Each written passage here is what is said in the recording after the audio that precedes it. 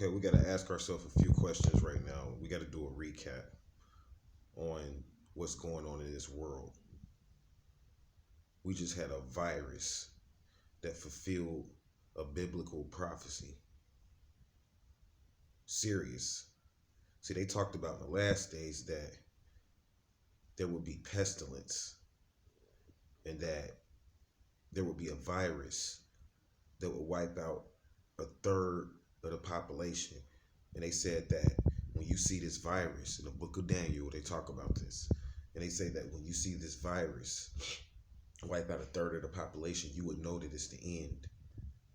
Now, the question you got to ask yourself is, if the God that you follow and that you serve is so powerful, why did he or she, you call him a he, so we're going to address it from a he perspective, how come he couldn't stop the coronavirus?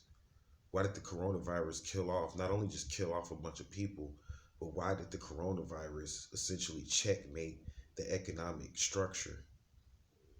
A church isn't, you couldn't even go to church and still can't.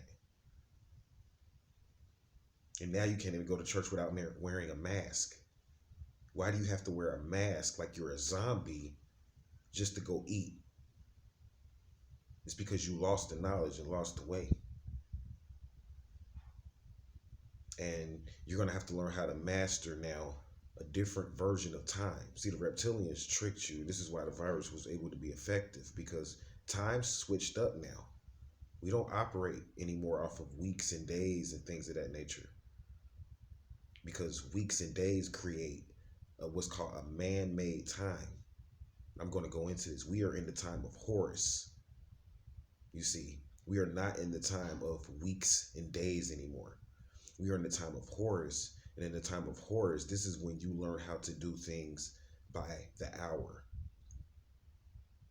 This puts you into another track, or puts you on another track, if you will. If you are a race car, when you move on the mode of Horus, you're on another track or another path. You see, when you move on second time, what they call seconds, which eventually moves into days and weeks, you are moving in the era of water. That's right, in the era of Pisces. This is the water era. When you're moving in Horus, you are moving in the air. You're moving in an air track, moving into energy governed by Aquarius. And the reason why Jesus was not able to stop the coronavirus is because Jesus represents Pisces.